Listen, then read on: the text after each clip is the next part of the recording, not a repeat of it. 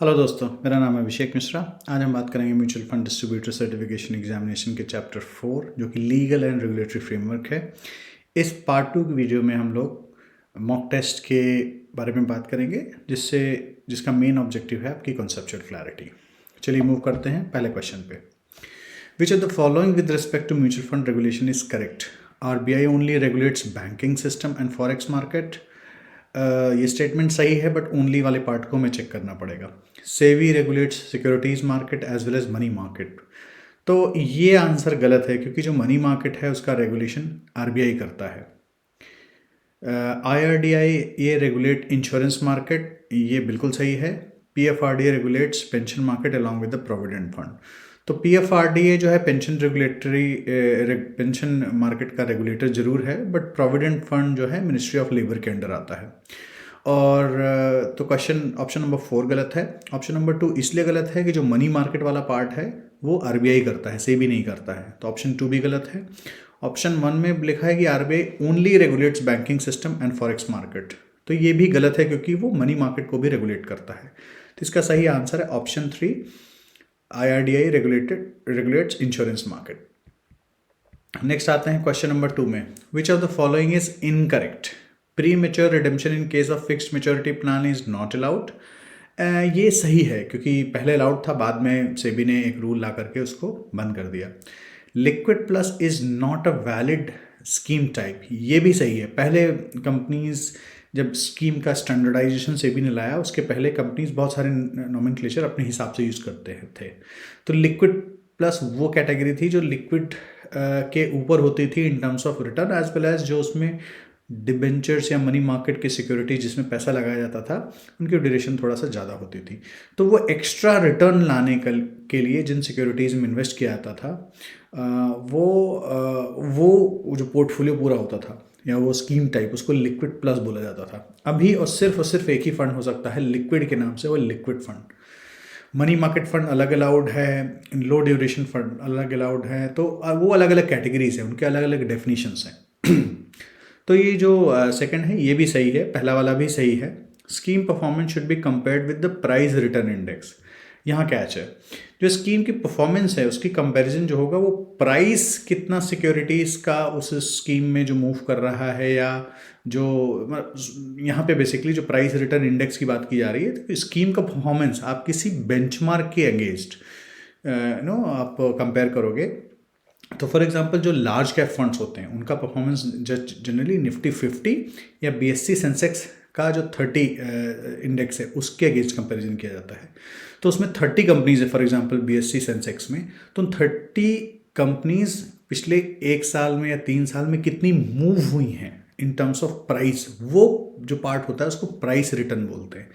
जबकि एक और कॉन्सेप्ट होता है जिसको बोलते हैं total return. So total return में क्या होता है, आपका प्राइस रिटर्न प्लस जो डिविडेंड पार्ट उन कंपनीज ने दिया होता है उसको भी इंक्लूड करते हैं।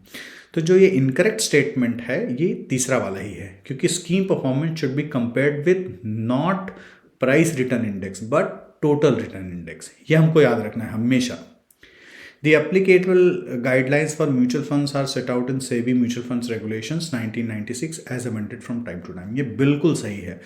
तो इसका सही जवाब है option 3, scheme performance should be compared with the price return index. ये गलत है बिकॉज हमने इनकरेक्ट पूछा है। तो इसका सही जवाब क्या होगा, scheme performance should be compared with the total return index. Okay, move करते हैं क्वेश्चन नंबर 3 पे। Mutual funds need to comply only with the regulation issued by SEBI, state true और फॉल्स। तो सेबी एक मेन रेगुलेटर है फाइनेंशियल मार्केट का, even mutual funds का भी, बट क्या वो सोल रेगुलेटर है म्यूचुअल फंड्स के लिए? ज़रूरी नहीं है, क्योंकि जो मनी मार्केट वाला पार्ट आता है वो कौन रेगुलेट करता है, RBI करता है। और अगर मान लीजिए म्यूचुअल फंड स्कीम में कुछ इंश्योरेंस वाला भी पार्ट है, बहुत सारी ऐसी स्कीम्स पास में आती थी जहाँ पे कंपनीज इंश्योरेंस प्रोवाइड करती थी, अभी भी करती हैं, तो उसके लिए उनको IRDA को फॉलो करना पड़ता है। और जैसे फॉरेक्स मार्केट से रिलेटेड कोई भी ट्रांजैक्शंस हो गई उसके लिए RBI के पास अगेन रेमिटेंस या जो भी NRIs का या जो बाहर के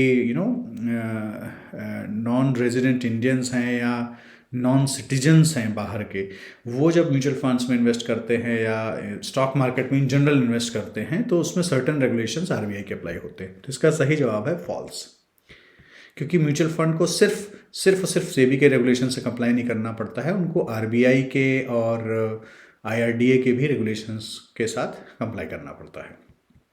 नेक्स्ट आता है question number 4। Mutual funds need to comply with RBI's regulation with respect to which of the following points? Investment in money market, investment outside the country, और investment from people other than Indian resident in India and remittance of foreign currency. For example कोई ऐसा citizen है, ऐसा resident है India में जो कि Indian citizen नहीं है। देखिए बहुत सारे लोग बाहर से भी लोग इंडिया में आते हैं, काम करते हैं, तो उनसे रिलेटेड जो रेगुलेशंस है उसके लिए म्यूचुअल फंड्स को आरबीआई के जो रेगुलेशंस है इनको फॉलो करना पड़ता है। तो ये बेसिकली तीनों ऑप्शन सही है, तो इसका सही जवाब है all of these, option 4। Question 5। Which of the following with respect to mutual fund is incorrect? याद रखना है, इनकरेक्ट और करेक्ट ध्यान रखना है। Mutual fund is a managed investment vehicle, ये बिल्कुल सही है, यही मेन कॉन्सेप्ट है इसका कि आप इन्वेस्टर्स अपना पैसा एक प्रोफेशनल मैनेजमेंट कंपनी को देते हैं जो कि उस पैसे को मैनेज करती है। तो ये बिल्कुल सही है, तो ये ऑप्शन नहीं हो सकता सही। Returns of the schemes are passed on to investor, ये बिल्कुल सही है। Risk of the scheme remains with the AMC and don't get passed on to investor, ये गलत है। हमको याद रखना है, चाहे रिटर्न हो चाहे रिस्क हो, ये दोनों के दोनों जो हैं इन्वेस्टर्स पे पास किए जाते हैं एएमसी के द्वारा। ठीक है, तो इसका सही जवाब यहीं पे हमें ऑप्शन 3 में मिल गया है, क्योंकि ये गलत है। लिखिए चौथा भी देख लेते हैं। The mutual fund will buy and sell securities on a delivery basis. Sir delivery basis में मैं डेफिनेशन फिर बता देता हूँ, डिलीवरी बेसिस क्या होता है। मैंने पास में भी बताया है कि जब भी आप कोई स्टॉक खरीदते हो, फॉर एग्जाम्पल, तो एक तो होता है कि आपने खरीदा और तुरंत उसी टाइम पे बेच दिया, है ना, तो वो बेसिकली वो नॉन डिलीवरी बेसिस पे होता है। और डिलीवरी में क्या होता है कि आप जो कोई स्टॉक खरीद रहे हो या म्यूचुअल फंड आपके बिहाफ पे खरीद रहा है, तो बेसिकली उसका जो भी सेटलमेंट साइकिल होगा T+1 या T+2 का, वो उसको कंप्लीट करेगा। मतलब आपने लेट्स से आपके बिहाफ पे या आपने जिस फंड में पैसा डाला है, म्यूचुअल फंड ने जाके टाटा मोटर्स के कुछ स्टॉक्स खरीदे, तो वो स्टॉक्स बेसिकली आप म्यूचुअल फंड का जो कस्टोडियन होगा उसके पास डीमैट फॉर्म में, फिजिकल फॉर्म में, आजकल तो स्टॉक्स सब डीमैट फॉर्म में ही होते हैं, वो कस्टोडियन के पास आने चाहिए। तो इसेंशियली डिलीवरी बेसिस का मीनिंग यही है कि delivery of the security, actual security should happen, है ना। तो ऐसा नहीं है कि म्यूचुअल फंड जा करके आज ही खरीद के आज बेच दिया, या उन्होंने मार्केट में ऐसी प्रैक्टिस स्टार्ट कर दी, तो वो अलाउड नहीं है, सिर्फ और सिर्फ डिलीवरी बेसिस पे ही अलाउड है। तो इसका सही जवाब है ऑप्शन 3। याद रखिएगा, return and risk of the scheme both of them get passed on to AMCs, है ना, both of them get passed on to investors. AMC कुछ भी रिटेन नहीं करता है। मूव करते हैं क्वेश्चन नंबर 6 पे। Which of the following with respect to mutual funds is incorrect? The mutual fund can advance loans, मतलब ठीक है, म्यूचुअल फंड के आपकी जो यूनिट्स है आपको उस पर लोन मिल सकता है, बट क्या वो म्यूचुअल फंड कर सकता है, लोन एडवांस कर सकता है? नहीं। तो यही आंसर इसका गलत है। The scheme will not invest in unlisted और privately placed securities of any associate और group company of the sponsor. मतलब स्पॉन्सर या उससे रिलेटेड कोई भी एसोसिएट कंपनी होगी, उसमें जो भी प्राइवेटली प्लेस्ड या अनलिस्टेड कंपनीज, अनलिस्टेड शेयर्स होंगी, स्कीम्स उसमें इन्वेस्टमेंट नहीं करेगी। तो हमको याद रखना है। तो ये जवाब सेकंड ऑप्शन बिल्कुल सही है। अब हम यहाँ पे इनकरेक्ट ढूंढ रहे हैं, तो इनकरेक्ट वैसे तो पहला वाला हमें ऑब्वियसली मिल गया है, लेकिन चलिए ऑप्शन 3 और 4 को भी देख लेते हैं। Investment in the listed securities of the group companies of sponsor will be limited to 25% of net asset, ये भी बिल्कुल सही है। 25% तक ही नेट एसेट का उसमें इन्वेस्टमेंट किया जा सकता है। याद रखिए इसमें कई तरह की चीज़ें हैं, तो इसमें जहाँ ये ऑप्शन 3 में बात हो रही है कि जो भी लिस्टेड सिक्योरिटी का स्पेस है of the group companies of sponsor, मतलब उसमें आप 25% से ज़्यादा उसका नहीं खरीद सकते हो टोटल। चौथा है द स्कीम में invest in other schemes of the same mutual fund और other mutual funds but limited to not more than 5% of the scheme. For example जितने भी फंड्स ऑफ फंड होते हैं वो एक्सेप्शन होते हैं इस रूल के। फंड्स ऑफ फंड में बेसिकली आप 80, 70, 60, 50% तक दूसरे फंड में डालते हो। बेसिकली उसका काम ही यही, फंड्स ऑफ फंड, एक फंड दूसरे फंड में इन्वेस्ट करे, ठीक है। बट जो नॉर्मल फंड होते हैं वो अगर किसी सेम एएमसी के किसी दूसरे फंड में या दूसरे म्यूचुअल फंड हाउस के के किसी फंड में इन्वेस्ट कर रहे हैं तो वो 5% से ज़्यादा स्कीम का पैसा इस तरह के दूसरे फंड में नहीं लगाया जा सकता है।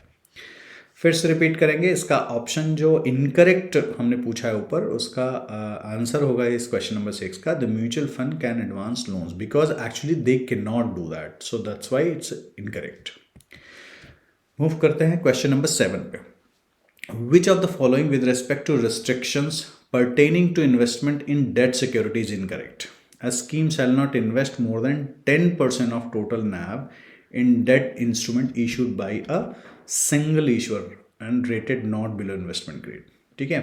दूसरा है such investment may not be extended to 12% of NAV of the scheme with the prior approval of board of trustees and board of director। ये भी बिल्कुल सही है। Parking of funds in short-term deposit with all scheduled commercial banks shall be limited to 15%। ये भी basically सही है। तो बेसिकली क्या है कि मान लीजिए आपने एक लिक्विड फंड है या मनी मार्केट फंड है, ठीक है, तो उसका आप कहाँ रखते हो, एज अ फंड मैनेजर और एज अ एएमसी आप उस फंड को शॉर्ट टर्म जगह पे पैसा लगा के रखते हो। तो कोई भी फंड अपना 15% से ज़्यादा पैसा जो किसी भी 1 में या 4 में या 5 में कमर्शियल बैंक्स जो होते हैं, शेड्यूल कमर्शियल बैंक बेसिकली जो होते हैं, उसमें वो डिपॉजिट 15% से ज़्यादा नहीं कर सकता है। चौथा, open ended debt funds have to maintain a minimum 15% of their corpus in liquid asset. यही गलत है क्योंकि ये इनको कितना मेंटेन करना पड़ता है, 10% मेंटेन करना पड़ता है। मूव करते हैं क्वेश्चन नंबर 8 पे। Which of the following with respect to restrictions pertaining to investment in equity securities is incorrect. पहला देखते हैं, इसमें हमारा 2 चीज़ें हैं, इनकरेक्ट क्या है और कौन सा वो रिस्ट्रिक्शन है जो इक्विटी सिक्योरिटीज से रिलेटेड है। All investment by a mutual fund scheme in equity shares shall only be made provided that such securities are listed और टू बी लिस्टेड। तो बेसिकली क्या होता है कि आप जो भी इक्विटी शेयर्स में पैसा डाल रहे हो तो वो लिस्टेड होना चाहिए या अनलिस्टेड अगर नहीं है तो टू बी लिस्टेड हो। मतलब बहुत बार ऐसा होता है ना, कोई आईपीओ आने वाला होता है तो जब वो ओपन होता है नॉर्मल पब्लिक के लिए, उससे 1 हफ्ते 4 दिन पहले 5 दिन पहले वो एंकर इन्वेस्टमेंट्स के लिए ओपन होता है, जहाँ पे इंस्टीट्यूशनल इन्वेस्टर जाकर के उस सिक्योरिटीज़ को एडवांस में सब्सक्राइब करते हैं, उनका एक पोर्शन डिसाइडेड होता है, तो म्यूचुअल फंड्स भी उसमें पार्टिसिपेट कर सकते हैं। तो बेसिकली उस पार्ट के लिए यहाँ पे जो टर्म यूज़ की गई है टू बी लिस्टेड। तो बेसिकली जो ऑप्शन 1 है बिल्कुल सही है। The ELSS notification requires at least 80% of ELSS fund should be invested in equity or equity linked securities। ये भी बिल्कुल सही है। The scheme shall not invest more than 10% of its NAV in equity and equity shares and equity related instrument. ये भी बिल्कुल सही है। 10% से ज़्यादा किसी एक इक्विटी में इन्वेस्टमेंट नहीं होना चाहिए। जैसे रिलायंस इंडस्ट्रीज़ है, अब किसी एक फंड ने उसमें 12% कर दिया तो वो अलाउड नहीं है, 10% ही अलाउड है। अगर ऐसा कहीं होता है प्राइस बढ़ने की वजह से या फ्लक्चुएशंस की वजह से, तो उसको उनको रिबैलेंस करना होता है। The limit of 10% in a company is also applicable for investment in index sector industry specific scheme। तो बेसिकली यही गलत है क्योंकि इसमें लिमिट नहीं होती। बेसिकली आप इंडेक्स में अगर आपके 30 स्टॉक्स हैं तो मार्केट जो डिफाइन करता है कि किसी 30 में से किन 2 4 5 का जो एक्सपोजर है या वेटेज है वो कितना होगा। तो मान लीजिए रिलायंस इंडस्ट्रीज़ का समहाउ प्राइस बढ़ के उसका वेटेज 15% हो जाए, है ना, तो 15% हो जाएगा। तो अगर किसी इंडेक्स फंड ने BSE 30 का एक्सपोजर ले रखा है तो उसको कितना उसका इन्वेस्टमेंट हो जाएगा रिलायंस इंडस्ट्रीज़ में 15% का। सो इन सच केसेस इंडेक्स सेक्टर और इंडस्ट्री स्पेसिफिक स्कीम्स में ये 10% की लिमिट अलाउड है। 10% से ज़्यादा इन्वेस्टमेंट किया जा सकता है किसी भी एक कंपनी में। मूव करते हैं क्वेश्चन नंबर 9 में। Which of the following with respect to investor's right is incorrect? The investor can ask for a unit certificate for his unit holding। Yes, जो भी statements होते हैं बेसिकली वो यूनिट सर्टिफिकेट ही होते हैं एक तरह से। Investor can choose to change their distributor but investor need to take a no objection certificate NOC from existing investor। तो यहाँ पे हम इनकरेक्ट ढूंढ रहे हैं, यही इनकरेक्ट है क्योंकि जब चाहे तब इन्वेस्टर अपना डिस्ट्रीब्यूटर चेंज कर सकता है, किसी दूसरे डिस्ट्रीब्यूटर के थ्रू अपना इन्वेस्टमेंट पैसा लगा सकता है या वो डायरेक्टली AMC के साथ लगा सकता है। उसके लिए उसको सिर्फ और सिर्फ AMC को इन्फॉर्म करना होता है रिटर्न में या फिर जो भी उनके अगर कोई फॉर्म है तो। अदरवाइज आपको एग्जिस्टिंग इन्वेस्टर्स डिस्ट्रीब्यूटर्स से इन्वेस्टर को कोई भी एनओसी नहीं लेना होता है। तो बेसिकली ऑप्शन नंबर 2 जो है इनकरेक्ट है और यही हमारा सही जवाब है। Unit holders have the right to inspect key documents such as trust deed, investment management agreement, custodial agreement और जो एएमसी के डॉक्यूमेंट्स होते हैं, MOA, AOA, MOA basically memorandum of association और आर्टिकल ऑफ एसोसिएशन, तो वो सब जो हैं यूनिट होल्डर्स को राइट है। जनरली ये सारे डॉक्यूमेंट्स आपको एएमसी की वेबसाइट पे डाउनलोड सेक्शन में मिल जाते हैं, आप जाके वहाँ पे देख सकते हैं। The investor can appoint up to 3 nominees, ये हमेशा याद रखना है। इन्वेस्टर आज की डेट में तो मैंडेटरी हो गया है कि you have to at least appoint 1 nominee, और अगर एक आपने नॉमिनी अपॉइंट किया है तो उसका 100% शेयर होगा, नॉमिनी का जो परसेंटेज होगा। अगर आप उसमें 2 हैं या 3 हैं तो आपको डिफाइन करना पड़ता है, अगर आपने डिफाइन नहीं किया है जनरली वो इक्वल मान लिया जाता है। मूव करते हैं, तो इसका आई थिंक क्लैरिटी आ गई होगी। इसका ऑप्शन 2 इसलिए है कि कोई भी एनओसी की ज़रूरत नहीं है एग्जिस्टिंग डिस्ट्रीब्यूटर से, इन्वेस्टर जब चाहे तब अपना डिस्ट्रीब्यूटर चेंज कर सकता है। क्वेश्चन नंबर 10, ये क्वेश्चन की लाइन आप देखोगे सेम है। Which are the following with respect to investor rights is correct. वहाँ इनकरेक्ट बोला था, यहाँ करेक्ट बोला है। The investor can not place their mutual funds unit, ये इनकरेक्ट है क्योंकि वो investor can place their mutual funds unit, ये हमको याद रखना है। SEBI has mandated the status of complaints redress should be published by each AMC in their annual report, ये सही है कि जितनी भी उनकी कंप्लेंट्स हैं उनको आपको मेंशन करना होता है अपनी एनुअल रिपोर्ट में। 50% of unit holders can terminate the appointment of an AMC और can pass the resolution to wind up a scheme.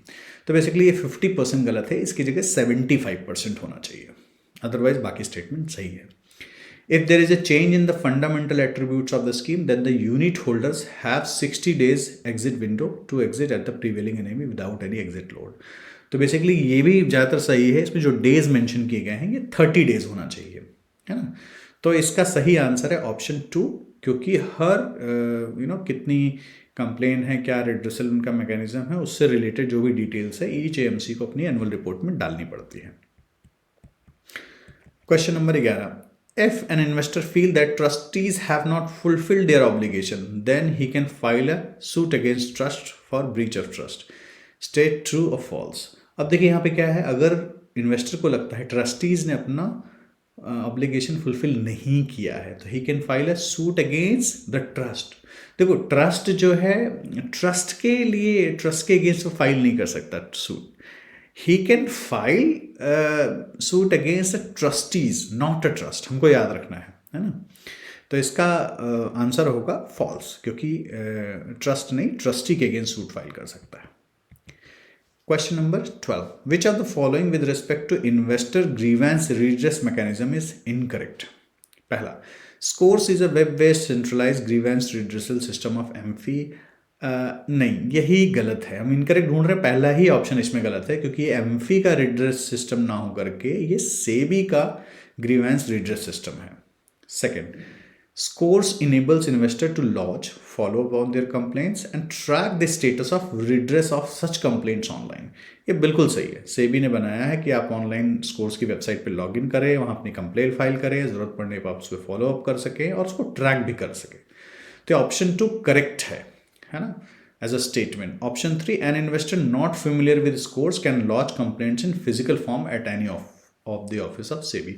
So SEBI ने फिजिकल फॉर्म फिल करके कंप्लेंट लॉन्च करने का ऑप्शन रखा है, तो ये स्टेटमेंट भी सही है। एंड फोर्थ है, all of these are correct. तो इसमें बेसिकली 2 और 3 सही एज अ स्टेटमेंट सही है, बट हम इनकरेक्ट स्टेटमेंट ढूंढ रहे हैं जो कि पहला है, तो इसका सही आंसर है ऑप्शन 1। मूव करते हैं क्वेश्चन नंबर 13 पे। Which of the following with respect to MFI's code of conduct for intermediaries of mutual fund is incorrect बोल रहा है। पहला, MFI has framed code of conduct for intermediaries known as MFI guidelines and norms for intermediaries, ये तो सही है। Agni is only applicable to only individual distributors, यही गलत है क्योंकि ये जितने भी डिस्ट्रीब्यूटर्स हैं, बीट कॉरपोरेट या बैंक्स, इन सब के लिए कोड ऑफ कंडक्ट ये मैटर करता है या एप्लीकेबल होता है। तो इसका सही आंसर है, पूछा क्या है, इनकरेक्ट। इनकरेक्ट है ऑप्शन 2। क्वेश्चन नंबर 14 पे, which of the following statement is true with the respect to celebrity endorsement of mutual funds. ठीक है, मतलब आपने देखा होगा म्यूचुअल फंड्स के ऐड में सेलिब्रिटीज़ का क्या मतलब रोल है, क्या अलाउड है क्या नहीं अलाउड है, उससे रिलेटेड है क्वेश्चन। तो पहला वाला स्टेटमेंट चेक करो सही है कि नहीं। SEBI has permitted celebrity endorsement at industry level for the purpose of increasing the awareness of mutual funds. यही सही है, बिल्कुल सही है। Second, SEBI has permitted celebrity endorsement for the promotion of individual mutual fund schemes. आपने ये नहीं देखा होगा कि किसी स्मॉल कैप फंड का कोई सेलिब्रिटी प्रमोशन कर रहा हो। एक आपने जो ऐड देखा होगा म्यूचुअल फंड सही है, वो बेसिकली एमफी का एक कैंपेन है जिसमें वो जनरल पब्लिक को ये अवेयरनेस फैला रहे हैं म्यूचुअल फंड्स के बारे में कि investing via mutual fund is the right thing to do.